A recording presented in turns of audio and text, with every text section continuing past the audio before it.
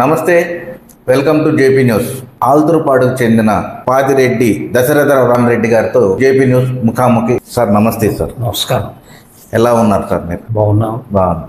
మీకు రాజకీయాల్లో సుదీర్ఘమైన అనుభవం ఉంది సార్. మీరు రాజకీయాల్లోకి రావడానికి కూడా కారణం ఏంది? మీ రాజకీయ ప్రవేశం ఎప్పుడు కలిగింది? 1978లోనే అంటే గ్రామాదుల్లో ఆ రోజుల్లో ఉన్నటువంటి వ్యత్యాసాలలో అక్రమాలు అన్యాయాలకి ఎదురు పోరాడే దాంట్లో ఎస్సీలు ఎస్టీలు పేద వర్గాల నుంచి నన్ను ముందుకు తీసుకొని చిన్నవాడినైనా హుషారుగా ఉన్నాడు, పనికొస్తాడు అనే అభిప్రాయంతో వాళ్ళు బయటికి తీసుకొచ్చి నాయకత్వ పరంగా నన్ను ముందుకు నడిపించినారు. అంటే మీ దాంట్లో మీ నాన్నగారు కానీ మీ తాతగారు కానీ ఎవరైనా రాజకీయ అనుభవం ఉండే వాళ్ళు ఉన్నారా? ఎవరు లేరు. మీరే మొట్టమొదటి పాదిలేటి వెంకటస్వామిరెడ్డి గారు అని మా దాయాదు బయట తలుపేసి, ఆయన పలుగోడు విలేజ్ అయింది. ఆయన ఎమ్మెల్యేగా ఎమ్మెల్సీగా సమితి ప్రెసిడెంట్గా ఆ రోజుల్లో స్వతంత్ర పోరాటంలో దాయాదుగా చెప్పుకోవచ్చు. కానీ మా తల్లిదండ్రులు మా కుటుంబంలో అయితే ఎవరు లేరు. మొట్టమొదటిగా మీరే వచ్చారు రాజకీయంలోకి. నాది చిన్న కుటుంబం అయినా అక్కడ ఉండే అవసరాలు, ఆడుండేటువంటి అధర్మంగా ఉండేటువంటి వాటి పర్యవసానంగా కొంతమందిని తోడు చేసుకోవటంలో నేను ముందైనాను. నన్ను ముందు పెట్టారు. నాకైతే ఎప్పుడూ సమన్వయ భావన అనేది తప్ప పోరాట భావన అనేది తక్కువగా ఉండేది. సార్, ధర్మానికి విరుద్ధంగా ఉంటే పోరాటమే కానీ దాన్ని కక్షగా తీసుకునే అలవాటు అయితే లేదు చిన్న వయసులో కూడా. కానీ వచ్చేసింది, అట్లా ముందుకు వచ్చినాము. మీ సుదీర్ఘ అనుభవంలో ఇప్పటికి ఎన్ని సంవత్సరాలు అయింది సార్? 78 అంటే దాదాపు ఒక 46 ఏళ్ళు, 47 ఏళ్ళు. అంటే ఇప్పుడు మీకు 78 సంవత్సరాల? 78లో మీరు ప్రవేశం. ఇప్పుడు నాకు 70 దాటింది. 70 దాటింది. అయినా కూడా స్టిల్ యంగ్ లాగే ఉండి మీరు ఇప్పటికీ స్కూటీ మీద ఆల్తూరుపాడుకి రావడం పోవడం అనేది ఉంటా ఉండదు, ఇంకా జరుగుతూనే ఉంది. ఆ రోజుల్లో నేను రాజకీయంలోకి మేము ముందు ఎంటర్ అయ్యేటప్పటికి రాజా గారితో నా ప్రయాణం మొదలైంది. వెంకటగిరి రాజా గారితో. అప్పుడు రాజాగారాలతో ప్రయాణం ఉండేటప్పుడు అప్పుడు కాంగ్రెస్లో పార్టీలో ఉన్నారా, లేకపోతే తెలుగుదేశం పార్టీలో ఉన్నారా? అప్పుడు తెలుగుదేశం పుట్టలేదు, అసలు పుట్టలేదు. 82లో పుట్టింది. 82లో పుట్టింది. 83లో అధికారంలోకి వచ్చింది. అప్పుడు 78 అప్పటికి జనార్దన్ రెడ్డి గారు రెవెన్యూ మంత్రిగా ఉన్నాడు. ఆయన అప్పటికి వెంకటగిరిలోకి ఎంటర్ కూడా కాలా. ఆ తర్వాత 79 ఆ ప్రాంతానికి ఎంటర్ అయినాడు. ఏడకి అంటే రావడం వెంకటగిరి రాజాగారి వాళ్ళనే కలుసుకొని దాంట్లోనే ఉండిచ్చారా? కలుసుకున్నాడు. ఆనాడు ఉన్నటువంటి రాజా గారు, పాదిలేటి వెంకటస్వామిరెడ్డి గారు, పెట్లూరు రాఘవరెడ్డి గారు, వీళ్ళు మెయిన్గా కనబడేటువంటి మా నియోజకవర్గ స్థాయి లీడర్లు. వీళ్ళందరినీ సమన్వయపరిచినాడు జనార్దన్ రెడ్డి గారు. అంటే వీళ్ళు కూడా ఒప్పుకున్నారు ఆయన్ని. ఆయన నాయకత్వాన్ని మనం బలపరిస్తే స్థాయిలో పెద్ద స్థాయిలో ఉండేవాడు కాబట్టి మన నియోజకవర్గానికి మంచి జరుగుతుంది అనే ఉద్దేశం మీద వీళ్ళు ముగ్గురు ఏకమైనారు. అప్పటికి తెలుగుదేశం పుట్ల, కాంగ్రెస్లోనే వర్గభేదాలు ఉండేటివి. నల్లపరెడ్డి శ్రీనివాసరెడ్డి గారు, ఇటు జనార్దన్ రెడ్డి గారు. అప్పుడు నల్లపరెడ్డి శ్రీనివాసరెడ్డి గారు ఇక్కడ ఎమ్మెల్యే. ఆయన్ని కాదని ఈయన్ని తీసుకోవాలనే ఉద్దేశం మీద ఈ ముగ్గురు మెయిన్ నాయకులు దానికి ఆలోచించి ఆయనకి అవకాశం కల్పించినారు. అప్పుడు జనార్దన్ రెడ్డి గారు రంగప్రవేశం వెంకటగిరికి రంగప్రవేశం చేసినాడు. అప్పుడు మీరు జనార్దన్ రెడ్డితో పాటు ఉన్నారా, నల్లపరెడ్డి వాళ్ళతో పాటు ఉన్నారా, వీళ్ళు రాజాగారులతో పాటు? రాజాగారులతో ఉన్నాము. ఎలక్షన్ వచ్చే తరుణం వచ్చే ముందు 83లో కదా ఎలక్షన్ వచ్చింది. ఈ లోపల మాకుండే గ్రామ రాజకీయాలలో ఆ రోజుల్లో పార్టీలు అనేటివి 2 ఉండేటివి. ఆ రెంటిల్లో ఒకరి మీద ఒకరు ఆ ద్వేషభావాలతోనే పోయేవాళ్ళు. కింద వెనక ఉండేటువంటి అనుచరులు కానీ ఎవరికి వాళ్ళే ఉండేవాళ్ళు. అంటే ఇప్పుడుండే ఈ తరం రాజకీయాలు అప్పట్లో లేవు. కొంత నిజాయితీ, కొంత పద్ధతి ఉండే రోజులు అన్నమాట. అటువంటి టైంలో అక్కడ ఉండే గ్రామ రాజకీయాలలో మేము జనార్దన్ రెడ్డిని ఫాలో కాలేకపోయినాం. మా పార్టీ, నేను కూడా. ఎందువల్ల సార్ అది? మాకున్న అపోజిషన్ అతను మాకంటే ముందు జనార్దన్ రెడ్డిని కలిసినాడు. ఆయన ఫాలో అయిపోయినట్టుగా ఒక ముద్ర పడ్డది. ముద్ర పడ్డ తర్వాత ఆయన దగ్గరికి వెళితే మనకు న్యాయం జరగదు అనే అభిప్రాయం మీద మేము వ్యతిరేకంగా ఉండాల్సి వచ్చింది. అప్పుడు తెలుగుదేశం పుట్టింది. తెలుగుదేశంకి మేము ఆ కోణంలోనే జనార్దన్ రెడ్డి గారికి తొలిసారి మేము సపోర్ట్ చేయాల. మండలంలో చాలా లీడర్లు లేకపోయినా జనాలు ఉన్నారు. అంటే రామారావు గాలి కావచ్చు, తెలుగుదేశం యొక్క పరిస్థితిని బట్టి కొద్ది మంది ఉంటే ఆ కొద్ది మందిలో మేము కూడా ఆ పార్టీకి తెలుగుదేశంలోనే ఓటు వేసినాము. తెలుగుదేశం పార్టీలో ఉన్నాం. మీరు రాజా గారు వాళ్ళతో పాటే ఉన్నారు? రాజా గారు లేరు, రాజా గారు వెళ్ళిపోయారు. రాజా గారు, వెంకటస్వామిరెడ్డి గారు, రాఘవరెడ్డి గారు ఆ రోజు ఉన్న నాయకుల్లో ప్రధానమైన వాళ్ళు ముగ్గురు ఒకటై జనార్దన్ రెడ్డి గారు, రాజా గారు, పెద్ద రాజా గారు వెంకటగిరిలో ప్రచారానికి ఆయనతో కూడా వెళ్ళేవాడు అన్నమాట. 83లో జనార్దన్ రెడ్డి గారికి సంపూర్ణంగా మద్దతు ఇచ్చినారు. విలేజ్ లెవెల్లో సర్పంచ్ కావచ్చు, గ్రామాధికారులుగా మున్సబు, కరణం పెద్దలుగా ఉండేటువంటి వాళ్ళు ఎవరైతే పరిణితి చెందిన రాజకీయ నాయకులు ఉంటారో వాళ్ళందరూ జనార్దన్ రెడ్డి గారిని యాక్సెప్ట్ చేసినారు. కానీ జనంలో ఆయనకి ఓట్లు తగ్గి ఆయన ఓడిపోయినాడు. మేము కంటిన్యూ అయినాం. ఆ తర్వాత రాజా గారు దాన్ని వదిలేసి మళ్ళీ తెలుగుదేశం పార్టీలో 84 ఆ ప్రాంతంలో చేరారు. 85 బై ఎలక్షన్ వచ్చింది. 85లో సాయి కృష్ణ గారు టీడీపీ తరఫున అభ్యర్థి. అప్పుడు ఎవరు సార్ టీడీపీకి? సాయి కృష్ణ గారు. కాంగ్రెస్కి ఎవరున్నారు? బాలకృష్ణారెడ్డి అని తీర్థంపాడు ఒక అడ్వకేట్, కొత్త. తీర్థంపాడు అంటే రాఘవరెడ్డి గారి ఊరది. రాఘవరెడ్డి గారికి దాయాదుగా అతను వాళ్ళ చిన్నాయన కొడుకు. ఆయన హైదరాబాద్లో ప్రాక్టీస్ చేసేవాడు. రాజశేఖర రెడ్డి గారు పార్టీ అధ్యక్షుడుగా యంగ్స్ తీసుకోవాలనే ఉద్దేశం మీద ఆయనకి టికెట్ ఇచ్చినాడు. జనార్దన్ రెడ్డి గారికి టికెట్ ఇవ్వాల.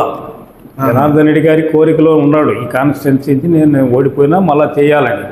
కానీ ఆయనకి టికెట్ రాలా. ఆ బాలకృష్ణారెడ్డికి ఇచ్చారు.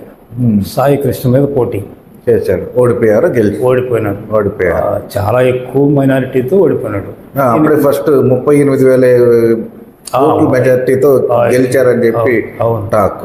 అవును, చాలా మంచి మెజారిటీ వచ్చింది, గెలిచినాడు. అప్పుడు సాయికృష్ణ గారు పాలన ఎలా ఉండేది సార్ తెలుగుదేశం పార్టీ వెంకటగిరిలో? రాజా గారి మీద చెప్పాలంటే మనం ఈ స్థానికులుగా మీరు అన్నట్టు రాజా గారిని అభిమానించే వాళ్ళంగా లోపం అని అనలేం. కానీ రాచరిక పద్ధతుల వాళ్ళలో నుంచి తొలగి ప్రజాస్వామ్యంలోకి దిగలేకపోయినారు. ప్రజలకు కావలసినటువంటి అవసరాలు అధికంగా మనం తీసుకొచ్చి పెట్టాలా అనేటువంటి భావన, ఇవన్నీ కొంచెం తక్కువ. అది చెడు ఉద్దేశంతో కాదు, పోయి తీసుకురావాలంటే ఇప్పుడుండే ఈ ఒత్తిడి ప్రజాస్వామ్య విధానంలో పలుకుబడిని పెంచుకోవాలా, పరపతిని పెంచుకొని తెచ్చేదానికి 1-2 సార్లు అడగటమో ఏదో ఒక రకంగా చేయాలి కదా. అలాంటి అలవాట్లు వాళ్ళకి కొంచెం తక్కువ. అది లోపంగా కనపడుతుందేమోనని నాకు అనిపించింది. అంటే సార్ పక్కనకు ఉండి చెప్పేవాళ్ళు కూడా ఎవరు లేరా? వాళ్ళకి ఆ ఇష్టమైన మాటలు చెప్పేవాళ్ళు ఉండరు. వాళ్ళకి నచ్చిన మార్గంలో చెప్పేవాళ్ళే వాళ్ళకి దగ్గర అయిపోతారు. వాళ్ళే మనోళ్ళు అనుకుంటారు పాపం వాళ్ళు. దీని దూరం నుంచి ఏమిటి మనం చేద్దామనే ఆ అభిప్రాయానికి పోరు. దాంట్లో వాళ్ళ పెద్దరాజయ్య గారు, గోపాలకృష్ణయ్య గారు వాళ్ళకంటే సాయి కృష్ణ గారు కొంచెం మెరుగైనడు. ప్రజల అవసరాలకి పనిచేసేదే కదా మన బాధ్యత అనేది కొంచెం గుర్తించినాడు. కానీ ఆ 5 సంవత్సరాల కాలం ఆయన అనుభవానికి సరిపోలా. ఆయన కొత్తగా వచ్చినాడు, రాచరిక పద్ధతిలో నుంచి వచ్చినాడు. నేను చాలా బాగుండేవాడిని ఆయనతో. ఇప్పటికి కూడా చాలా ప్రేమగా పిలుస్తాడు, మాట్లాడతాడు. కనబడ్డప్పుడు మధ్యలో ఎక్కడైనా కనబడ్డప్పుడు కూడా వ్యక్తిగతంగా మంచివాళ్ళే. ప్రజాస్వామ్య పద్ధతిలో పరిపాలన సాగించడంలో కొంచెం వెనకబడ్డారు. సరే, ఇప్పుడు అయిపోయిన తర్వాత అప్పుడు రాజకీయాల్లో ఉన్న మీ అనుభవం, ఇప్పుడు రాజకీయాల్లో ఉన్న మీ ఆలోచనలు ఏది మెరుగ్గా ఉందంటారు? ఏది బాగుందంటారు ప్రజల్లోకి? ఇప్పుడుండే పరిస్థితి, సమాజం అసలు ఎక్కడికి వెళ్తుందో తెలియనటువంటి పరిస్థితికి వచ్చేసింది మాకైతే. ఆనాటి విలువలు రాజకీయ నాయకులు కానీ ప్రజల్లో కానీ ఒక నమ్మకము, విశ్వాసము అలాంటివన్నీ పూర్తిగా పాడైపోయినాయి ఇప్పటితో పోల్చుకుంటే. అసలు నాయకుల్లోనే ఆ విలువ కలిగినటువంటి లక్షణాలు కొరవైపోయినాయి. ఆ నాయకుడు ఎక్కడ ఎతకాలంటే వాళ్ళు ఏదో టికెట్ తీసుకుంటారు, ఆ టికెట్ ప్రకారం పార్టీలు పనిచేస్తాయి, ఓట్లు వేస్తున్నారు, గెలుస్తున్నారు. గెలిచిన తర్వాత అయినా ప్రజల గురించి ఆలోచించేటువంటి పరిస్థితి ఇప్పటి తరంలో కనపడటం లేదు. ఆ రోజు ఉండేది, కానీ ఈ రోజుల్లో అది చాలా కరువు. మాకు ఒక్కోసారి ఆలోచిస్తే ఇంత తేడా ఈ సమాజంలో ఎందుకు వచ్చిందా అని అనిపిస్తుంది. మీరు తెలుగుదేశం పార్టీకి వచ్చిన తర్వాత ఫస్ట్ కాంగ్రెస్ నుంచి తెలుగుదేశం పార్టీకి వచ్చారు. తెలుగుదేశం పార్టీ నుంచి మళ్ళీ ఏ పార్టీలోకి వెళ్ళారు? తెలుగుదేశం పార్టీలో నాకు మంచి గౌరవం ఇచ్చినారు. అప్పట్లో మండల యూత్ ప్రెసిడెంట్గా కూడా నన్ను చేసినారు. ఏ సంవత్సరం సార్ అది? అది 83 తర్వాత, అంటే 84లో ఉంటుంది. 84 ఫస్ట్ టైం 84లో మీకు మండల ప్రెసిడెంట్గా ఇచ్చారు. ఆ తర్వాత యూత్ ప్రెసిడెంట్గా. ఆ తర్వాత 85 ఆయనకి బై ఎలక్షన్ జరిగింది. 87 దాకా నేను తెలుగుదేశంలో ఉన్నా. 87లో సింగిల్ విండోస్ అంటే సొసైటీలో మెర్జీ చేసి సింగిల్ విండో ఎలక్షన్స్ పెట్టారు. ఆ ఎలక్షన్లో నన్నే ప్రపోజ్ చేసినారు రాజా గారు. అప్పుడు కూడా రాజా గారి దగ్గర ఉన్నాం కాబట్టి వాళ్ళు ప్రపోజ్ చేస్తే నేను దానికి ముందుకు పోవడానికి సమ్మతించాలి. అంటే నేను అంతకుముందు 80లో సొసైటీ ప్రెసిడెంట్గా, ఆల్తూర్పాడు సొసైటీ ప్రెసిడెంట్గా ఎన్నికైన పోటీలో 4 సంవత్సరాలు పనిచేసిన. ఆ తర్వాత 87లో వచ్చిన ఎలక్షన్లో నన్ను ప్రపోజ్ చేస్తే అప్పటికి పరిధి పెరిగింది. మాకు అంతకుముందు ఉన్నటువంటి పరిధి కాకుండా 5 పంచాయతీలు కలిపి అది సింగిల్ విండోగా ఏర్పాటు చేసిన సందర్భంలో ఎలక్షన్లో పోవటానికి పదవుల కోసం నేను పాపులాడి ఆ పరిస్థితి నాకు లేదు, నాకు వద్దండి, మనం పార్టీ పరంగా మీరు ఎవరికి చేయమంటే వాళ్ళకి చేస్తానని చెప్తే సాయి కృష్ణ గారు వాళ్ళ నాన్న ఇక్కడ అందుబాటులో లేరు. అప్పుడు వాళ్ళకి చెన్నైలో లావాదేవీలు వ్యాపారాలు ఉండేటివి.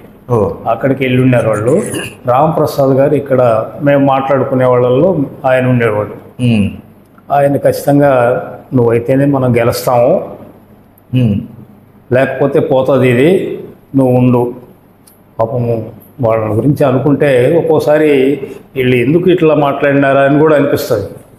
అంటే ఆర్థికంగా అంటే మెంబర్స్ చేర్చుకునేటప్పుడు 11 రూపాయలతో మెంబర్షిప్ అనమాట. ఇప్పుడు ఏదో ప్రతి ఊర్లో ఎవరు ఒకళ్ళు చేర్చండి, క్యాండిడేట్ని తర్వాత నిర్ణయించుకున్నామని ఒక నిర్ణయానికి వచ్చినారు. ఎవరి పార్టీ వాళ్ళు పెట్టారు. అందులో మెట్టపాళెం నుంచి ఒక ఆయన శివయ్య నాయుడు అని ఉన్నాడు, ఆయన లేట్ ఇప్పుడు. ఆయన మొండిగా నేను 10,000 ఖర్చు పెట్టాను, మెంబర్స్ని చేర్చినాను, నాకు కావాలి 10,000 నేను ఆయన. మిగతా విలేజెస్ అందరూ కూడా ఆయన్ని ఆమోదించుకుంటా నన్ను ప్రపోజ్ చేశాను. ఆ మాట తెలుసుకున్న రాంప్రసాద్ గారు, శివయ్య అయితే మనం గెలవలేము, నువ్వైతే గెలుస్తాము, ఆయన 10,000 ఖర్చు పెట్టినా అంటున్నాడు, ఆయనకి 10,000 ఇవ్వాలా, ఇంకొక 10,000 20,000 ఉంటే మనం ఎలక్షన్ జరిపేయచ్చు కదా. ఆ రోజుల్లో డబ్బులు ఇచ్చే పని లేదండి, అవునులే, మామూలు ఖర్చుల కింద. అందులో నేను ఒక 10,000 ఇస్తాను, నువ్వు ఏడన్నా ఒక 20,000 మీ వాళ్ళ దగ్గర చూసుకున్నామంటే ఎలక్షన్ పోదామని. సార్ నేను ఎలక్షన్కి పోవాలనేది ఉత్సాహం లేదు నాకు, ఆ పరిస్థితిలో నేను పోయి అడగలేను ఎవరో, దయచేసి మీరు ఏదో ఒకటి కొనసాగించుకోండి అని చెప్పిన. ఆ శివయ్య ఆయన పాపం మొండిగా నేను ఎందుకు ఓడిపోతాను, నేను గెలుస్తాను అని ఆయన నిలబడ్డాడు. అప్పుడు త్రిముఖ పోటీ వచ్చింది. తీర్థంపాడు నుంచి రాఘవరెడ్డి గారు, ఆయన సీనియరు సమితి ప్రెసిడెంట్గా పనిచేసిన ఆయన, ఈ సొసైటీ కావాలని వచ్చినాడు. ఆయన పోటీ నిలబడ్డాడు. ఆయన మీద వ్యతిరేకత ఉంది ప్రజల్లో. రమణారెడ్డి అని, పెట్లూరు రమణారెడ్డి, తీర్థంపాడు ఆయనే, వాళ్ళకే విభేదాలు వచ్చి ఆయన నేను వస్తాను పోటీకి అని నిలబడ్డాడు. ఆయన శ్రీనివాసరెడ్డి ఫాలో అయ్యారు, నల్లపరెడ్డి శ్రీనివాసరెడ్డికి ఫాలో అయ్యారుగా ఉండేవాడు. అప్పట్లో రాజా గారి దగ్గరికి వచ్చేవాళ్ళు కాదు. అప్పుడు మేము మా సహాయం వాళ్ళకి కావాల్సి వచ్చింది. నేనైతే రాజా గారిని వదిలి రానయ్యా, మా వాళ్ళందరూ అయిష్టంగా ఉన్నారు, శివయ్య నాయుడు కంటే నీకే వేస్తారు, మీరు తీసుకొని పోటీ చేసిన అంటే వాళ్ళు నువ్వు వస్తే తప్ప లీడర్ లేకుండా మేము ఓటర్లతో మేము సంబంధాలు పెట్టుకోలేము అంతేగా. అనే భావన ఏర్పరిచి నన్ను ఇంకా బలవంత పెట్టారు. అక్కడి నుంచి రాజా గారిని వదిలేసి, అంటే వదిలేయటం కాదు, ఆ సింగిల్ విండో ఎలక్షన్లో వాళ్ళ క్యాండిడేట్ పెట్టిన క్యాండిడేట్ కాకుండా రమణారెడ్డికి పనిచేసినాం మేము, ప్రపోజ్ చేసినాం. అప్పుడు ఆయన గెలిచినాడు, వాళ్ళిద్దరూ ఓడిపోయారు. అటు రాఘవరెడ్డి, శివయ్య నాయుడు ఇద్దరు ఓడిపోయారు. మేము ప్రపోజ్ చేసిన రమణారెడ్డి గారు గెలిచినాడు. గెలిచారు. ఎన్ని ఓట్లతో గెలిచారు సార్? అప్పట్లో 400-500 తేడా, అంటే 2,800 ఓట్లకి 400-500 తేడాతో గెలిచినాడు. మంచి మెజారిటీ. సార్, ఇప్పుడు ఇంత రాజకీయ అనుభవంలో ఉన్న మీరు మన వెంకటగిరికి వైఎస్ఆర్సీపీ పార్టీ వచ్చిన తర్వాత, రాజశేఖర రెడ్డి గారు చనిపోయిన తర్వాత కొడుకు జగన్మోహన్ రెడ్డి వైఎస్ఆర్సీపీ పార్టీ ఆవిర్భవించిన తర్వాత మీరు మళ్ళా వైఎస్ఆర్సీపీ పార్టీలోకే వచ్చుంటారు. సిపి పార్టీకి, జగన్మోహన్ రెడ్డికి, రాజశేఖర రెడ్డి గారి పాలనకి, జగన్మోహన్ రెడ్డి పాలనకి వ్యత్యాసాలు ఏమన్నా గమనించారా? ఏదైనా లోపాలు ఏమన్నా తెలిసాయా? ఏది మెరుగ్గా ఉంది, ఏది మెరుగ్గా లేదనేది ఒకసారి జగన్మోహన్ రెడ్డి గారి నుంచి ఆలోచిస్తే, అసలు రాజకీయాలంటే అసలు విలువలతో కూడిన రాజకీయాలు అసలే లేనటువంటి రోజుల్లో ప్రజాస్వామ్యబద్ధంగా గొప్పగా ఉపన్యాసాలు చెప్పిన నాయకులు, అంబేద్కర్ రాసిన రాజ్యాంగం అని, కింద వాళ్ళని పైకి తీసుకెళ్లాలా, పై వాళ్ళకి వ్యత్యాసం లేకుండా సమన్వయం చేయాలనేటువంటి రాజ్యాంగ స్ఫూర్తికి అనుగుణంగా ఆ వయసులో, తక్కువ వయసులో జగన్మోహన్ రెడ్డి గారికి రావటం అనేది ఒక గొప్ప వరం. అది రాజశేఖర రెడ్డి గారు చేసినాడంటే ఆయన ఒడిదుడుకులు తట్టుకొని వాటికి నిలబడి ప్రజలకి కొంత చేయాలనేటువంటి ఆ ఆలోచన విధానంతో ఆయన అనుభవాన్ని రంగరించి ముందుకు ఇచ్చినాడు. అది కొంతవరకు కాదు. మేము అప్పుడు ఆ పార్టీలో ప్రతిరోజు పేపర్ చూస్తే ఈరోజు పథకం ఒకటి వస్తే రేపు ఇంకొక పథకం వచ్చేది. ఇక్కడ టీ అంగడి దగ్గర ఇంకొక దగ్గర నలుగురు చేరిన దగ్గర లోపాన్ని మాట్లాడుకుంటే దానికి కౌంటర్ మరుస కనబడేది. ఇది ఎట్లా జరుగుతుందా అనేది కూడా మాకు కూడా కొంచెం ఒక్కొక్కసారి ఆశ్చర్యం వేసేది. కానీ ఆ రకంగా గమనించి ఆయన పరిపాలన కిందకి దించినాడు. దాన్ని ఇంకా ముందుకు తీసుకెళ్ళి, అంటే ఇప్పుడు పేద సాధలు, కులము, మతము వ్యత్యాసాలని వదిలిపెట్టి పార్టీలకు అతీతంగా ప్రతి ఒక్కడూ డెవలప్ కావాలంటే ఏం చేయాలా? ఎవరు చేయనటువంటి పని సాహసం చేసి ఒక్క అడుగు కాంట్రాక్టర్లాలా కొంచెం ఆగండయ్యా, రాజకీయ నాయకులారా మీ ఆలోచనలు కొంచెం ఆపండి, తర్వాత ఆలోచిస్తాం, కార్యకర్తలారా కొంచెం ఓపిక పట్టండి, ముందు మనం ప్రజల్లోకి వెళ్దాం, ప్రజల మన్ననలు పొందిన తర్వాత మనం కొంతకాలం నిలబడతాం, అప్పుడు మన సంగతి ఏందో చూద్దాం అనే గొప్ప నిర్ణయాన్ని అమలు చేసినాడు ఆయన. ఇది ఎవరు చేయలేదండి. పెద్ద అనుభవం ఉండేటువంటి నాయకులు కూడా ఆలోచనలు ఉండొచ్చు, కానీ ఉపన్యాసాలు చెప్పొచ్చు, కానీ ఆచరణలోకి తేలా. ఈయన తిరిగి చూసి ఎమ్మెల్యేని అడిగినా, మంత్రిని అడిగినా, అనుభవస్తుని నన్ను అడిగినా వాడేదో చెప్పిన దాని ప్రకారం నేను పోవాలనుకున్న దారిని పోలేను, అందువల్ల వాళ్ళని అట్ట ఆపి పోదాం, అట్టడుగులేకి వెళ్దాం, పరిపాలనని తీసుకెళ్ళి వాళ్ళకి లాభం చేకూరిస్తే వాళ్ళు ఆర్థికంగా పెరిగితే పార్టీని నిలబెట్టుకుంటారు, భవిష్యత్తులో వాళ్ళు బాగుపడతారు, రాష్ట్రం ముందుకు పోతుందనే మంచి ఆలోచనతో పరిపాలన సాగించినాడండి. ఇది సత్యం, దీన్ని ఒప్పుకోవాల్సిందే. జగన్మోహన్ రెడ్డి మంచి పరిపాలన, వెరీ గుడ్ పరిపాలన. అయితే ఈ వ్యత్యాసాన్ని నాకు వచ్చిన ఒక ఆలోచన వచ్చింది. చెప్పండి. వివేకానంద స్వామి బయట దేశాలలో తిరిగిన రోజుల్లో, స్వతంత్రం మనకు రాకముందు ఇతర దేశాలలో భారతదేశం యొక్క గొప్పతనాన్ని ఆయన ప్రకటించినప్పుడు ఆయనకి అంత మంచి పేరు వచ్చింది కదా, ప్రపంచ దేశాలే మనల్ని మెచ్చుకునేటట్టు నువ్వు వ్యవహరించినావు. తిరిగి ఆయన మద్రాసులో దిగితే ఒక ప్రయాణంలో కొంతమంది మేధావులు పోయి అడిగారంట, మన దేశానికి స్వతంత్రం చాలా కొరతగా ఉంది, ఇంతమందిని ఈ రకంగా మెప్పించగలిగినటువంటి వాడి నువ్వు స్వతంత్రం తెచ్చిపెట్టొచ్చే దానికి ప్రయత్నం ఎందుకు చేయలేదు అని. ఆయన గొప్ప మహనీయుడు, తెలివే కాదు, ఆయన ఆధ్యాత్మికంగా పరిణితి చెందినవాడు కాబట్టి అది నాకు చాలా చిన్న పనే మీరు అనుకున్నట్లుగా. అయితే మనం అర్హతని పొందేటువంటి పరిస్థితుల్లో మనం లేవు ఇప్పుడు అన్నా అంట. ఓ మంచి కొటేషన్. అది ఇప్పటికి కూడా గుర్తు చేసుకుంటే ప్రజాస్వామ్య దేశము, పెద్ద దేశము, అన్నీ బాగున్నాయి. అది ఇదేందండి డబ్బు, సారాయి, ఎలక్షన్ అంటే ఇదేనా? ఓ పద్ధతి లేదా దీనికి? ఇది ప్రజాస్వామ్యం ఎట్లా అవుతుంది అసలు?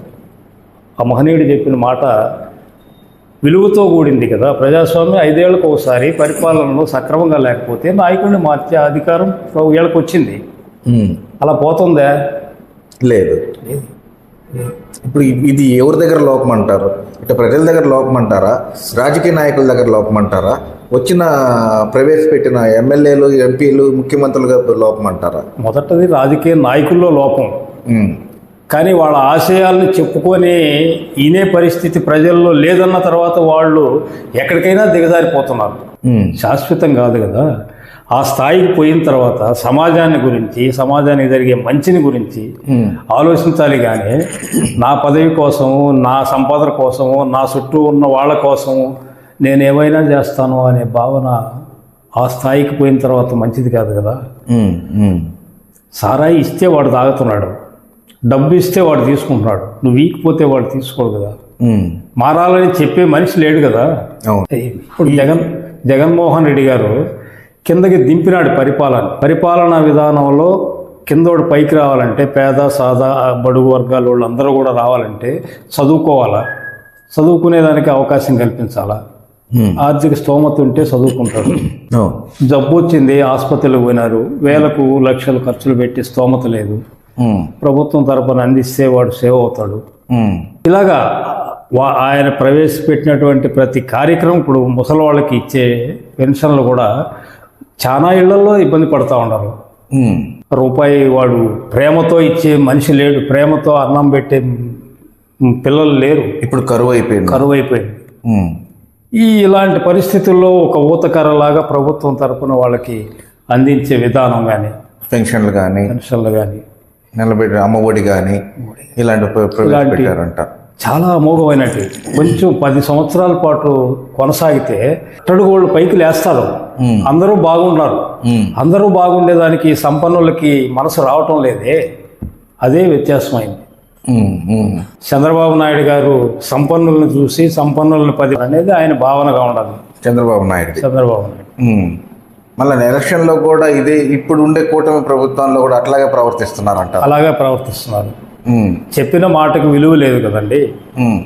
ఎన్నికల్లో వాగ్దానాలు చేస్తారు, వాటిల్లో కొన్నైనా చేసి కొన్ని చేయలేకపోతున్నామని చెప్పటంలో కొంత అర్థం ఉంది.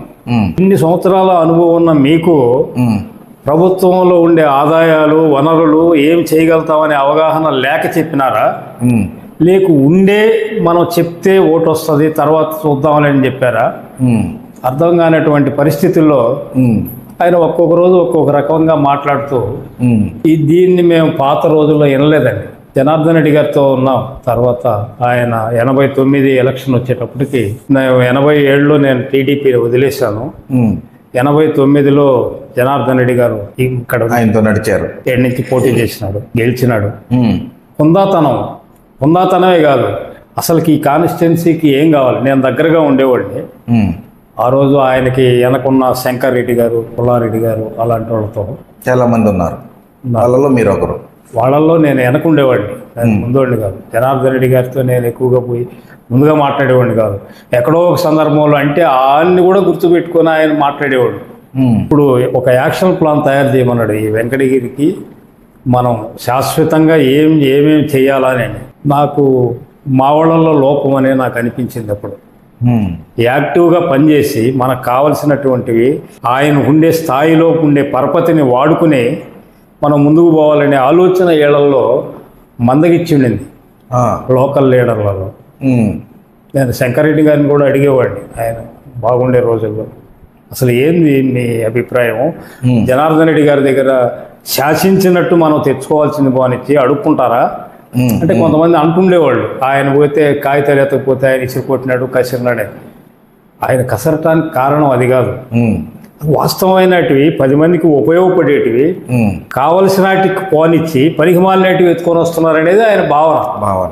చాలా ఆయన ఆలోచన విధానం అయితే చాలా గొప్పదండి జనార్దన్ రెడ్డి గారు. ఆయన సొంతంగా తీసుకొచ్చినట్టువి ఆ బెటాలియన్ కానీ నిమ్మ పరిశోధన కానీ ఇక్కడ ఊరికి కోరిక ఉన్నట్టు కాదు.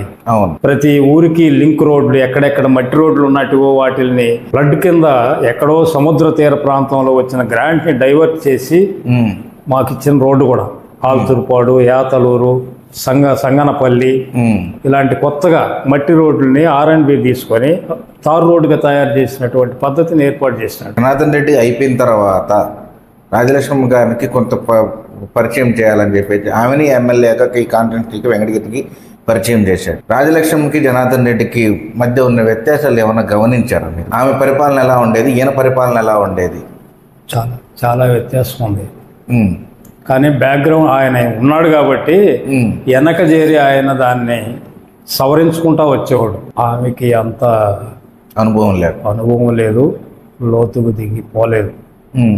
ఆయన డైరెక్షనే ఆమెని నడిపించింది.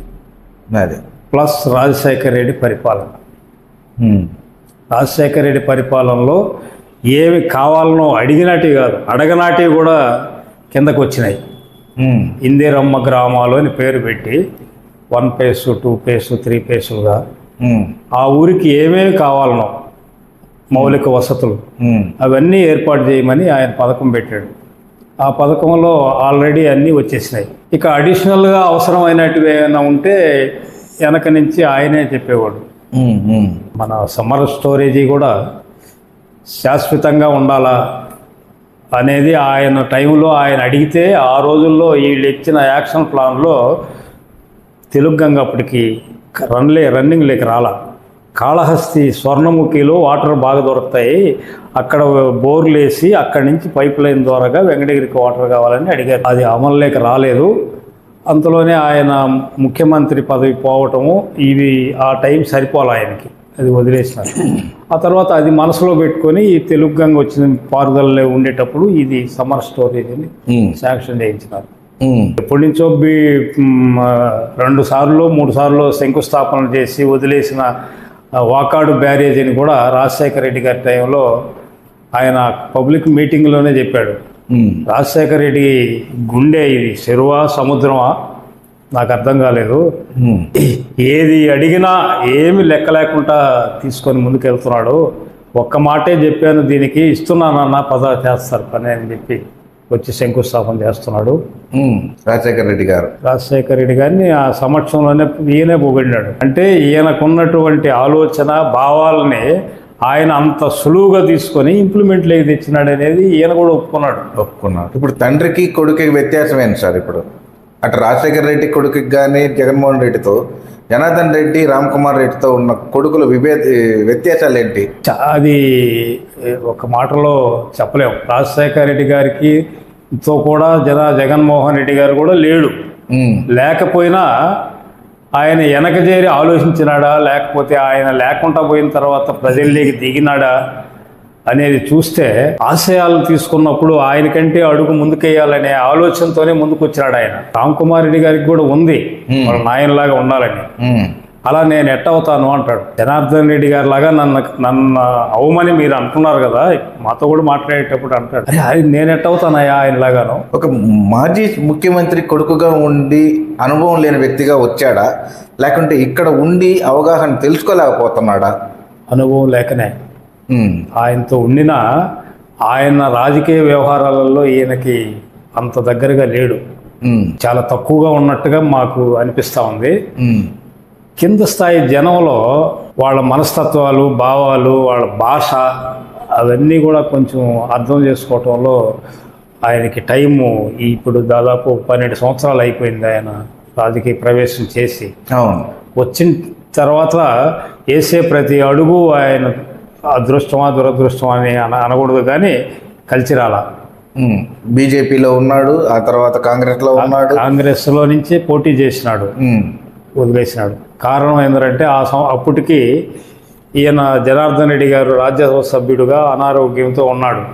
అలాంటి పరిస్థితుల్లో వదలకూడదని కాంగ్రెస్లోనే ఉన్నాడు. ఆయనకి చెడ్డ పేరు వస్తుందని వైఎస్ఆర్సీపీ వాళ్ళు పిలిచినా పోలా 14లో. తర్వాత బీజేపీ ప్రయాణం, అక్కడ ఉండే స్నేహితులు జనార్దన్ రెడ్డి గారికి పరిచయస్తులు మీరు అక్కడికంటే ఇక్కడికి రండి అని చెప్పడంలో కొంచెం తొందరపడ్డాడు. అంటే ఈ వైసీపీ నిలకడగా ఉండదేమోననే అభద్రతా భావం కూడా కొంత ఉన్నట్టున్నది. దాంతో బీజేపీలో మేము కూడా వెళ్ళాము, ఆయనతో కూడా ఉన్నాం కాబట్టి. మీరు కూడా వెళ్ళారు? మేము కూడా వెళ్ళాము. అది తప్పలేదన్నమాట. అంతేలే. ఇక అక్కడ వాళ్ళు కొంత 1-2 సంవత్సరాలు గడిచిన తర్వాత అక్కడ ఉండే శ్రేయోభిలాషులు ఈయన పక్షాన్ని నుంచి నువ్వు ఇక్కడ కుదరదు, ఇది స్పీడ్గా అధికారం కానీ ముందుకు పోవడానికి అవకాశాలు ఉండదు, దీర్ఘకాలిక ప్రయాణం ఇక్కడ, నువ్వు వెళ్ళిపోమని చెప్పి వాళ్ళే సలహా ఇచ్చినట్టున్నారు. మళ్ళీ రిటర్న్ బ్యాక్ వచ్చేసి వైసీపీలో చేరినాడు. చేరిన తర్వాత ఈయన ఒక పెద్ద త్యాగ పురుషుడు. ఎట్లా? ఈ కాలానికి తగినటువంటి రాజకీయ లక్షణాలు ఈయనకి తక్కువ అన్నమాట. వచ్చిన తర్వాత ముందు నాకు కావాలా, నాదేంది అని రావాలి కదా. నాన్న అమ్మ పెట్టుకున్న కాన్స్టిట్యున్సీ ఇది, ఉన్న వాళ్ళతో పరిచయాలు ఏర్పడ్డాయి. ఈ మన వర్గం అనేది ఒకటి ఇక్కడ ఉంటుంది, వాళ్ళందరి కోసం నేను ఉండాలి కదా.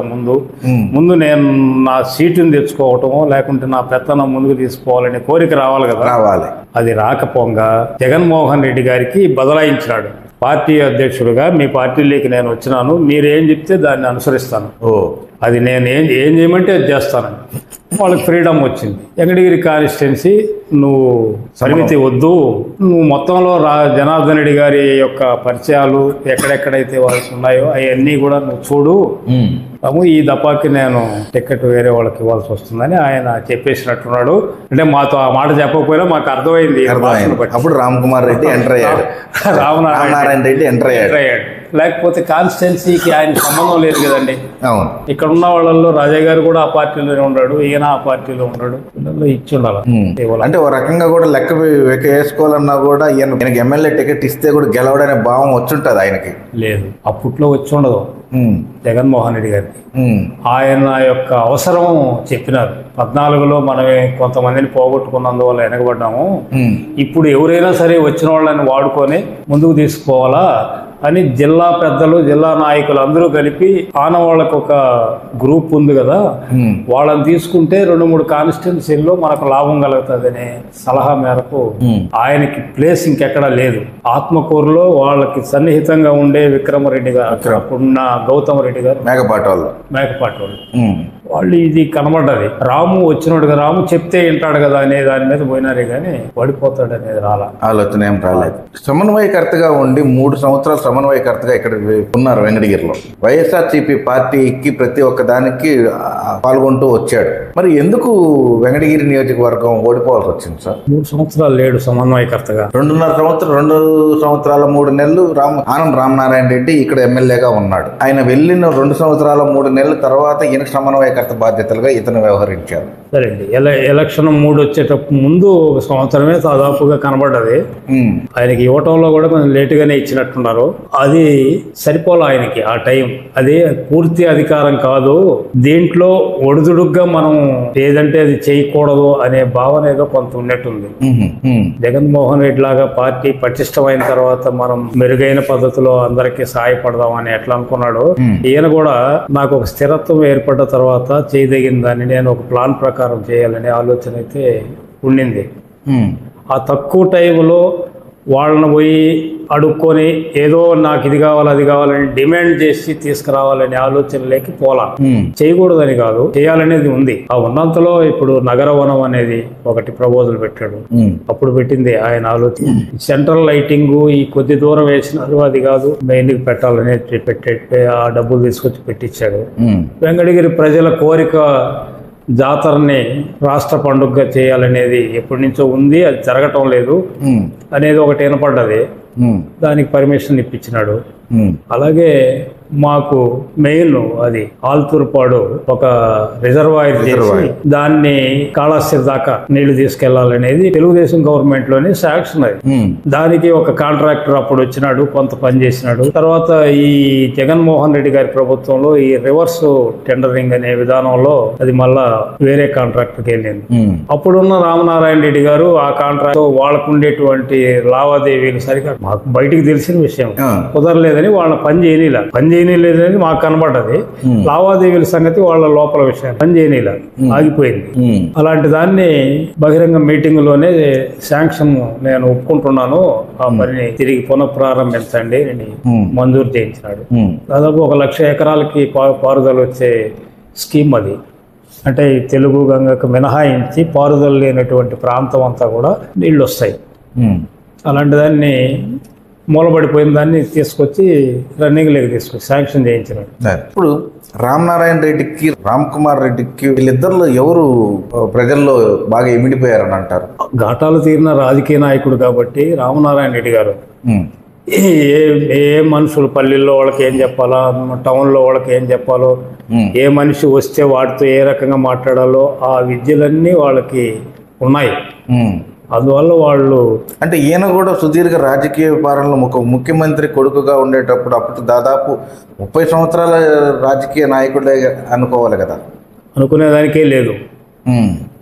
ఆయనకి ముఖ్యమంత్రి కొడుకైనా రాజకీయ కుటుంబంలో ఉండినా వాటి జోలికి ఎక్కడ పోలా, సంబంధాలను పెట్టుకోవాలా. ఆయన వ్యాపారాల లేకపోతే మరొకటి ఎక్కడో ఉంటా వచ్చి చిన్న చిన్న భాషల్లో తేడా కూడా నేను ఎందుకన్నానంటే, కొన్ని మనం వాడుక భాషలో పల్లెల్లో వాళ్ళు కానీ మనం మాట్లాడుకుంటుంటాం కదా, దానికి ఏం అతను ఇట్లా అన్నాడు అంటాడు, ఏం దానికి అంటే దాన్ని కూడా ఆయన నాలెడ్జికి ఇట్లాంటివి వినపడలేదేమో అనేది కనబడేది అన్నమాట. ఆశయం అయితే ఉంది, ఈ కాన్స్టిట్యున్సీ నా చేతికి వస్తే, నాకు ఈ పెత్తనాన్ని ముందుకు వచ్చిన తర్వాత పగడ్బందీగా నేను దీన్ని చెయ్యాలా, చేసి పెట్టాలనే ఆశయము ఆలోచన మెండుగా ఉంది. వాళ్ళ తండ్రిలాగే ఉందంటారు. ఉంది. ఆ భాషలో వాళ్ళ తండ్రిలాగా మాట్లాడే విధానంలో అలా ఫాలో కాలేకపోతున్నాడు ఆయన చదువుకున్న చదువుకి వచ్చిన రాజకీయానికి వ్యత్యాసం చాలా ఉందని అంటారు. ఇంత రాజకీయాల్లో ఉన్న రామ్ కుమార్ రెడ్డి కనీసం ఇప్పుడు ఒక 5 సంవత్సరాల నుంచి అయినా అనుభవం వచ్చింది. ఒక చిన్న మాట వినిపిస్తుందన్న, ఏ వ్యక్తి పైన కూడా ఈ రోజు కనిపించిన వ్యక్తి మళ్ళీ రేపు పైన వ్యక్తి 24 గంటలు అక్కడ ఉన్న వ్యక్తి కూడా మళ్ళీ మరుసటి రోజు కనిపిస్తే ఎవరు నువ్వు, ఎందుకు వచ్చావు అనే వ్యత్యాసంతో చాలా మంది జనాల్ని పోగొట్టుకున్నారు అనే మాట ఎక్కువగా వినిపించింది. ఇప్పుడు ఉండే వాళ్ళతో అట్లా ఏమని అడగానే, ఇప్పుడు సపోజ్ అయినా కూడా ఇప్పుడు దానికి కూడా ఉదాహరణ రాజాగారాలతో ఉన్న మనుషులతో, పూలరంగడపల్లి ఆ ఏరియాకి సంబంధించిన వాళ్ళతో రాజకీయ నాయకులు ఉన్నారు, గిరినాయుడు, ధర్మానాయుడు, వాళ్ళ వర్గాలకు కూడా ఉండే వాళ్ళతో కూడా వాళ్ళు చాలా డిసప్పాయింట్ అయినారు కూడా. మేమెంతసేపు పోయినా కూడా రాజాగారు మమ్మల్ని పరిచయం చేసినా కూడా, మమ్మల్ని మరుసటి రోజు పోయినా కూడా ఎవరు మీరు, ఎందుకు వచ్చారు అనే ప్రశ్నలు వేసేవాడే అంటే గాని ఆప్యాయంగా మీరు పలానోళ్ళు కదా అనే గుర్తుపెట్టుకునే వ్యవహారం స్టైల్ లేదని అంటారు. అది ఇంకా నడుస్తుంది ఆయన దగ్గర? ఏం లేదు. రాజాగారి చులని వ్యత్యాసంగా చూడాలనే ఆలోచన అది చాలా పొరపాటు. అలాంటిది లేదు ఆయనలో. రాజాగారి మీద చాలా గౌరవం ఉంది. రాజాగారి పట్ల ఆయన చాలా ఆప్యాయతగానే కలిసిపోవాలనే దాని మీదనే ఆయన ప్రయాణం. ఈ వచ్చే వాళ్ళల్లో నుంచి మనం అనుకున్నట్టుగా కరెక్ట్గా గుర్తుపట్టి మరుసటి రోజు నేను ఈ రోజు పోయినవాడిని మరుసటి రోజుకి గుర్తుపట్టాలి కదా అనేది కొంచెం వ్యత్యాసం ఉండొచ్చు. కానీ అది భేదాభిప్రాయంతో కానీ లేకపోతే మరొక రకంగా అనుకునేదానికైతే లేదు. మాకు తెలిసైతే ఆయన ఆ అనుభవాన్ని కిందకి దింపి ఆ రకంగా తెచ్చుకోలేకపోయినాడేమో ఈ కాలంలోననేది అనిపించింది. అంతకుమించి ఆయన వ్యత్యాసంగా ఉండాలని, వాళ్ళని దూరంగానో వీళ్ళని దగ్గరగానో అనేది ఎప్పుడు లేదంటారు. లేదు. చాలా మంది తెలుగుదేశం పార్టీ కండువాన్ని కప్పుకున్నారు. కప్పుకొని వైఎస్ఆర్సీపీ పార్టీని ఎందుకు ఓడించారంటారు? ఈయన రామ్ కుమార్ రెడ్డిని కాదని. కుమార్ రెడ్డిని కాదని ఓడించే అంత ఉంటుందని మేము అనుకోలే. ఇప్పుడు ఎంపీకి ఎమ్మెల్యేకి వచ్చిన ఓట్లు తేడా చూస్తే ఎంపీకి వచ్చిన ఓట్లు పడితే ఈయన గెలుస్తాడు. రామకుమార్ రెడ్డి గారి మీద కన్నా కూడా రామకృష్ణ గారు ఎక్కువ అని చెప్పి ఆ ప్రజల్లో అపోహ కలిగిందంటారా? లేదంటే వైఎస్ఆర్ పార్టీలో ఇట్లాగే ఉంటే కొంచెం అరాచకాలు భావన అనేది ప్రజల్లో ఏర్పడిందంటారా? అలాంటిది ఏం లేదండి. ఇక్కడేమి ఈ కాన్స్టిట్యున్సీలో అరాచకాలకి ఎక్కడ ఏం తావులేదు. ఒకవేళ ఉంటే అది పోయిన ఎమ్మెల్యే మీదనే ఉండాలి. ఎక్కడన్నా ఏదన్నా చిన్న చిన్న లోటుపాట్లు జరిగినాయంటే ఆయనే ఉన్నాడు కాబట్టి ఆయన జరిగి ఉండాలి. ఈయనేమి డబ్బులు తీసుకోవటమో లేకుంటే మరొక రకంగా ప్రజలకి వ్యతిరేకమైన కార్యకలాపాలలో ఉండింది ఏమి లేదు కదా. అందువల్ల ఈ కాన్స్టిట్యున్సీలో వైఎస్ఆర్సీపీ మీద వ్యతిరేక భావన అనేది వచ్చి ఉండదు. తెలుగుదేశం అధికంగా వచ్చే లాభాల కోసం అనేది ఒక ఎత్తు. మీరన్నట్టు ఈ కార్యకర్తలు వీళ్ళంతూ అక్కడికంటే ఇక్కడ లాభపడతాం అనేటువంటి ఆలోచనతో పోయి ఉంటారేమో. కానీ రామకుమార్ రెడ్డి గారిని వ్యక్తిగతంగా ఆ రకంగా మనం చూడడం అవసరం లేదనేది మా భావన. ఈసారి మళ్ళీ ఇప్పుడు ఎలక్షన్లు జరిగినా కూడా రామకుమార్ రెడ్డి గెలుస్తారంటారా? ఇప్పుడు ఏదైనా ఎలక్షన్లు పెట్టినా కూడా ఈ నియోజకవర్గానికి తెలుగుదేశం పార్టీ గెలుస్తుందంటారా, వైఎస్ఆర్సీపీ పార్టీ గెలుస్తుందంటారా? పార్టీ పరంగా చూస్తే వైఎస్ఆర్ పార్టీ గెలవడానికి ఎక్కువ అవకాశాలు ఉన్నాయి. కానీ ఇక్కడ రామకుమార్ రెడ్డి గెలుస్తారంటారా? రామకుమార్ రెడ్డి రామకృష్ణతో పోల్చుకున్నప్పుడు ఈ సంవత్సర కాలంలో జరిగినటువంటి కార్యక్రమాల పరంగా టీడీపీ నాయకులు ఉప కార్యకర్తలుగా ఉండేవాళ్ళే ఎక్స్పోజ్ అవుతున్నారు. ఇది ఇలా ఉంటుంది అనుకోలేదు, ఇదేంటి ఇట్లా ఉండదు, ఇట్లా ఉంటుంది హెల్తీగా మరి ఆ హెల్తే ఈ పక్కకి ప్లస్ అవుతుంది కదా. టీడీపీలో హెల్తీగా ఉందని అంటారు, అది వైఎస్ఆర్సీపీకి ప్లస్ అవుతుందని అంటున్నారు. ఇప్పుడు మళ్ళా వైఎస్ఆర్సీపీ పార్టీ ఉన్నప్పుడు ఆ గత ప్రభుత్వంలో ఉండేటప్పుడు ఈ ప్రభుత్వానికి ఇప్పుడు తేడాలు ఏం తెలుస్తూ ఉన్నాయి మీకు? ఎక్కడ మంచి జరిగిందని అంటారు ప్రజలకి, ఎక్కడ మంచి జరగలేదంటారు ప్రజలకి? వైఎస్ఆర్సీపీలో మంచి జరిగిందంటారా, కూటమి ప్రభుత్వం వచ్చిన తర్వాత మంచి జరుగుతుందని అంటారా? మీ అనుభవపూర్వకంగా చెప్పండి. ప్రతి ఇంటికి పార్టీ లేదు, కులం లేదు, మతం లేదు. ఒక ప్రామాణికాన్ని తీసుకొని హెచ్చు తక్కువని తగ్గించే దానికోసం పథకాలు అందుబాటులోకి. ఇప్పుడు గవర్నమెంట్ అనేది ఒక 100 కోట్లు ఒక స్కీము శాంక్షన్ చేసినామని ప్రకటన ఇస్తారు అసెంబ్లీలోనో బయట. అది ఇంప్లిమెంట్లోకి వచ్చి ఖర్చు పెట్టేటప్పటికి ఆ సంవత్సరం అయ్యే లోపల ఒక 20 కోట్లు 30 కోట్లు ఖర్చు పెట్టేస్తారు. అయిపోయింది. 100 కోట్లని ప్రకటన వస్తుంది, 20-30 కోట్లతో క్లోజ్ అయ్యింది, టైం అయిపోయింది. ఇప్పుడు ఇది అట్లా కాదు కదా. టీబీటీ ద్వారా ప్రతి ఇంటికి ప్రతి అకౌంట్కి పోయి ఆర్థిక స్తోమతను పెంచడానికి, మంచి కార్యక్రమాలకు ముందుకు పోవటానికి సాయపడ్డది వైఎస్ఆర్సీపీ ప్రభుత్వం. మరి ఈరోజు అలాంటిది ఏమి లేదు కదా.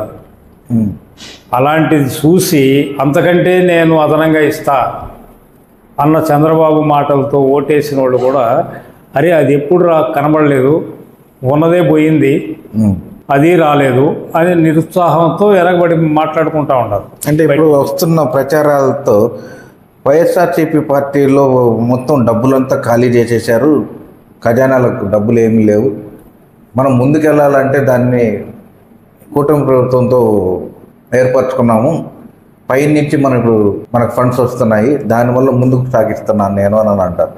అది నిజమేనంటారు చంద్రబాబు నాయుడు మాటలు నిజాలు? ఎలా నిజం అవుతుందండి? ఒక పక్క లెక్కలతో సహా చెప్తున్నారు. ఆ రోజు వచ్చిన గ్రాంట్ ఎంత, బయట తెచ్చిన అప్పులు ఎంత, ఈడ పంచిన విధానం ఎంత. ఇప్పుడు ఒక పరిపాలనలో ఈ డైరెక్ట్గా తీసుకుపోయి ఇవ్వటం అనేది తప్ప ఉప్పని దాని మీద చెప్పకుండా మిగతా లెక్కలన్నీ చెప్తే ఎట్లా? అది వాస్తవానికి విరుద్ధం. ఈనాడు పత్రికో, ఆంధ్రజ్యోతి, అట్నే ఈనాడు టీవీ, ఏబిఎన్ టీవీలు చూసినప్పుడు మాత్రమే కనబడతాయి. ఇది చాలా సమాజానికి చాలా పద్ధతైనటువంటిది కాదండి. ధర్మాన్ని కాపాడటానికి ఏదో కొంత కోణంలో ఒక ఆలోచన రావాలి కదా. పత్రికలు అనేటివి ఇంతకుముందు చాలా నిజాయితీ పద్ధతిగా ఉండేటివి. ఒక వార్త వచ్చిందంటే ఓహో ఇదా ఇలా ఉంటుందా అని అనుకునేవాళ్ళం. ఇప్పుడు అసలు చూస్తే ఒకదానికి ఒకటికి సాపత్యం లేకుండా ఉన్నది. మరి అసెంబ్లీలో ఏమో 3,000 కోట్లు అప్పులు అంటారు, ఏడుకు బయటకు వచ్చి 10 లక్షల కోట్లు చేసేసాడే అతను. ఆడేమో 3 లక్షలు ఎట్టొచ్చింది, ఏడకు 10 లక్షలు ఎట్టొచ్చింది. అది పదే అదే చెప్తూ అదే మాట్లాడుతూ ఉంటే ఓహో ఇందులో నిజం ఉందేమో, లేకుంటే ఇంత అబద్ధమా అని అభిమానం ఉండేవాడికి అది తోస్తున్నది. అంటే ఇప్పుడు సచివాలయాలు కానీ ఇతర గవర్నమెంట్ సంబంధించిన ఆఫీసులు కానీ ఏవి తాకట్టు పెట్టలేదంటారా జగన్మోహన్ రెడ్డి? తాకట్టు పెట్టడం అనేది మనకెందుకు, మా ప్రజలకు ఎందుకండి? పరిపాలన కిందకు వచ్చింది. సచివాలయంలో 14 ఉద్యోగస్తులు ఉన్నారు. మండల ఆఫీస్కి పోకుండా ఇక్కడికి పోతే, ఆ సచివాలయానికి పోతే వాడికి కావాల్సిన పని జరుగుతూ ఉంది. పెడతారు. ఎవరు ఇచ్చినారు ఆయనకి అంత డబ్బు? ఎవరికి అమ్మినాడు? మన వాళ్ళందరినీ అమ్మేసేదానికి గవర్నమెంట్కి అధికారం ఉందా? ప్రజాస్వామ్యం అమ్మలేదు కదా. ఇక్కడ అమ్మడం అనేది క్వశ్చన్ కాదు కదా, తాకట్టు పెట్టారనే క్వశ్చనే కదా. అదే తాకట్టు అంటే మనం తాకట్టు పెడితే డబ్బు ఇచ్చేవాళ్ళు ఉన్నారా? అలాంటి అప్పులు ఏమన్నా ఉంటే బహిరంగంగా చెప్పొచ్చు కదా. అలాంటిది ఏం చెప్పడం లేదే. తాకట్టు పెట్టారనే కదా నా ఎక్కువగా వస్తుంది. ఎక్కడ పెట్టారు? ఏ రకంగా పెట్టినారు? ఎవరు ఇచ్చినారు? తాకట్టు పెడితే మార్కెట్ పోయి ఆ పలానా కుదవంగట్లో పెట్టున్నాడే ఈయనని చెప్పాలి కదా. అలా పెట్టినోడు ఎవడు? తీసి ఆ అప్పు ఇచ్చినోడు ఎవడు? ఈ తాకట్టు అది ఆ అప్పు తీర్చకపోతే ఈ తాకట్టుని ఇది స్వాధీనం చేసుకుంటాడా? దాని మీద ఎక్కడ క్లారిటీగా ఏం చెప్పడం లేదే. చెప్పేసినాడు, అయిపోయింది, పెట్టేసినాడు, తెచ్చేసినాడు అతను అప్పు. ఈ మాదిరి పంచడం వల్ల ఇది శ్రీలంక అవుతుందని ఆ రోజు మాట్లాడినాడు. మరి ఇప్పుడు ఏమి చేయలా సంవత్సరం రోజులు. ఇప్పుడు ఏమన్నా చేస్తున్నారా అంటే ఇప్పుడు ఏం కనబడటంలే. ఎటపోయింది ఇప్పుడు అంతకుముందు పెట్టిన ఖర్చు డబ్బులంతా ఈ మధ్యలో ఎక్కడ దాచి పెడుతున్నారు? ప్రతి ఒక్క రైతుకు ఉండే పాస్ పుస్తకాల మీద కానీ సర్వే వాటి మీద కానీ జగన్ ఫోటో వేయించుకోవడంలో కారణం ఏంటి? ఇది ఒక రకంగా చేయడం తప్పే కదా. సలహా ఎవరు ఇచ్చారో కానీ అదంత అవసరం లే.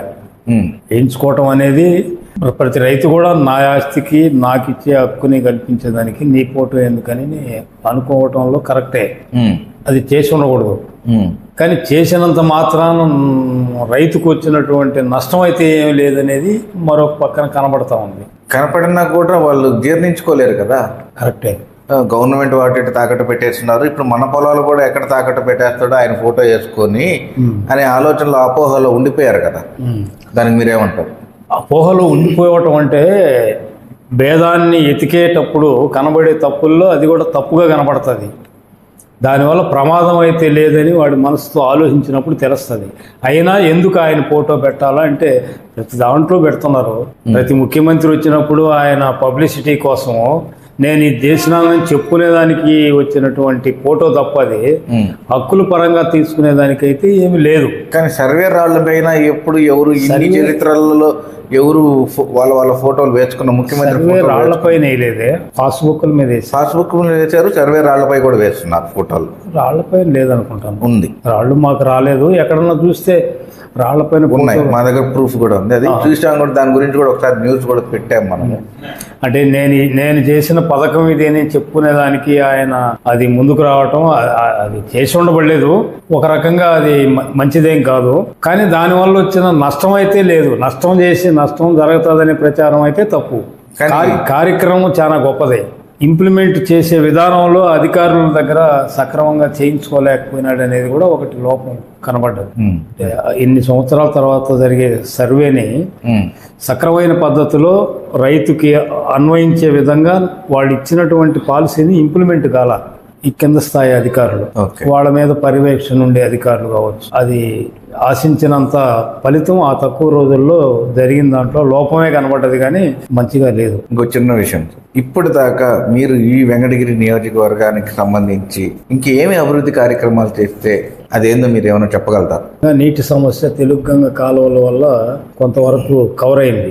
దానికంటే కవర్ కానిటువంటి విలేజీలకి ఇప్పుడు ఆల్తూర్పాడు నుంచి పెట్టినటువంటి ప్రపోజల్, అంటే పైన రాజశేఖర రెడ్డి గారు పెట్టింది ఎస్ఎస్ కెనాల్, స్వర్ణముఖి సోమశిల స్వర్ణముఖి అని. అది అర్ధాంతరంలో ఫారెస్ట్ క్లియరెన్స్ లేదనే ఇదితో నెపంతో దాన్ని క్లోజ్ చేసి ఇక్కడ ఆల్తూర్పాడు నుంచి తీసుకునే దానికోసం పెట్టారు.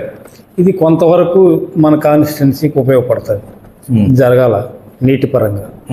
ఇక రెండోది పారిశ్రామిక పరంగా రాజశేఖర రెడ్డి గారి టైంలో మన్నవరాన్ని తీసుకొచ్చినారు.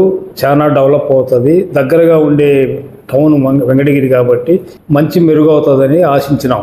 అది మూలబడిపోయింది. అలాంటి దాన్ని బయటికి తీసుకురాగలిగితే, రన్నింగ్లో పెట్టగలిగితే, అలాంటి పరిశ్రమలు ఇంకేదైనా కూడా పెడితే డెవలప్ అవుతుంది. మీకు తెలిసిన రామకుమార్ రెడ్డి ఇప్పుడు పెట్టిన రాజకీయాలు ఎలక్షన్లు పెట్టినా కూడా ఈసారి పార్టీని గెలిపించుకుందామని ఆలోచనలోనే ఉంటున్నాడా? దృఢమైన నిశ్చయంతో ఉన్నాడు. కింద స్థాయికి వెళ్ళి ఇప్పుడు మీరన్న లోపాలు ఏమైనా ఉంటే సరిచేసుకొని ప్రతి మనిషితో మాట్లాడాలని అందరినీ గుర్తుపెట్టుకొని కార్యకర్తలుగా నాయకులుగా దగ్గర చేర్చుకొని రాజకీయ ప్రయాణాన్ని సాగించి ఈ కాన్స్టిట్యున్సీ నుంచి గెలిచి ఈ నియోజకవర్గాన్ని ఒక మంచి స్థాయిలోకి తీసుకెళ్లాలనే మంచి కోరికతో సంకల్పంతో నడుస్తున్నాడు. ఆయన వదిలిపోవటం లేదు. ఈసారి రాజకీయాల్లో వైసీపీ పార్టీ వస్తుందంటారా? ఖచ్చితంగా వస్తుంది. వెంకటగిరిలో కూడా రామ్కుమార్ రెడ్డి ఎమ్మెల్యేగా ఉంటారు, గెలుస్తాడు. కానీ ఈ మధ్య వినిపించే వినికిడిలో ఏంటంటే రామ్కుమార్ రెడ్డిని బయట నియోజకవర్గానికి పంపించే ఏర్పాట్లలో ఉన్నారు, వెంకటగిరి నియోజకవర్గానికి అనిల్ కుమార్ యాదవ్ని రెఫర్ చేస్తున్నారనే ఆలోచనలో వెంకటగిరి ప్రజల్లో ఒక వినికిడి వినిపిస్తుంది. అది ఎంతవరకు నిజమంటారు? ప్రజలు కాదు కదండి నిర్ణయించేది, నాయకులు, పార్టీ అధిష్టానం. అధిష్టానం దగ్గర నుంచే వచ్చింది ఆ వినికిడి అని అంటున్నారు. అది కరెక్ట్ కాదు, అలాంటిది ఏం లేదు. అది ఊహ. అంతకుముందు కూడా అన్నారు, పోయిన ఎలక్షన్కి ముందు కూడా అనిల్ యాదవ్ గారు ఇక్కడికి వస్తున్నాడు అని. అది అయితే కరెక్ట్ కాదు. ఇది 100% రామ్కుమార్ రెడ్డి గారి నాయకత్వంలోనే ఇక్కడ ముందుకు పోతుంది. ఆయనే క్యాండిడేట్ అవుతాడు, గెలుస్తాడు. కానీ అంతకంటే మనకు బలమైనటువంటి స్థానికంగా ఉండేవాళ్ళు ఎవరు ముందుకు రాలేదు కాబట్టి అందరూ కూడా ఆయన్నే బలపరుస్తున్నారు. మంచి నాయకుడు, విజన్ ఒక పద్ధతి ప్రకారం తీసుకెళ్లాలని ఆలోచనతో ఉన్నాడు. ఇన్ని సంవత్సరాలుగా మనకు బయట ఊరు నుంచి వచ్చి నాయకులు వెళ్తున్నారు. ఉండూరులో ఉండే రాజాగారులకి ఆ స్తోమత లేదంటారా? స్తోమత లేక కాదు, ఈ మారిన ఈ రాజకీయ పరిస్థితులకి వాళ్ళ అభిప్రాయాలకి కుదరటం లేదు. ఎందుకంటే ఇప్పుడు కోట్ల రూపాయలు ఖర్చు పెట్టి ఎన్నికల్లో గెలిచి ఆ తర్వాత దానికోసం సంపాదన కోసం తప్పుడు మార్గాలలో పయనించి అది సంపాదించుకోవటం వాళ్ళకి నచ్చలా. ఖర్చు పెట్టడం వాళ్ళ దగ్గర ఉంటుంది, ఉండింది ఖర్చు పెట్టేసి ఆ పదవి కోసం ఇలా పోవటం అనే విధానమే వాళ్ళకి నచ్చలేదంట. మళ్ళీ వాళ్ళ పార్టీకి తీర్థం పుచ్చుకున్నారు కదా, వైఎస్ఆర్సీపీ పార్టీలు తీర్థం పుచ్చుకుంటున్నారే కానీ ఏదో వెంకటగిరి ప్రజలకు ఎందుకు న్యాయం చేయలేకపోతున్నారు? ఏదో ఒక దాంట్లో ఉండాలా. ఆ పూర్తి త్యాగభావంలోకి ఈ వాతావరణాన్ని జీర్ణించుకొని రాలేకపోతున్నారనేది నా అభిప్రాయం. ఇప్పుడుండే రాజకీయాలు మీరు ఫస్ట్లో చెప్పినట్టు హుందాతనంతో చేసే రాజకీయాలు మళ్ళా తిరిగి వస్తాయంటారా? ఎప్పుడైనా రావాలని కోరుకోవటమే మన వంతు. వస్తాయి. ఏది కూడా కాలచక్రం తిరుగుతూ ఉంటుంది, ఒకటి పైకి వెళ్తుంది, ఇంకోటి కిందకు వస్తుంది. అలాంటి రోజులు రావాలా, దగ్గరలో వస్తే మంచిదని నాలాంటి వాళ్ళు కోరిక. మళ్ళీ విలువ కలిగిన పద్ధతుల్లో నడిచే విధానం. మీ బోటోలుగా ఉండి చూడాలనే రాజకీయాల్లో మళ్ళీ ఇప్పుడు చూద్దామన్నా కూడా కనిపించడం లేదు. కోరిక. చాలా థ్యాంక్స్ సార్.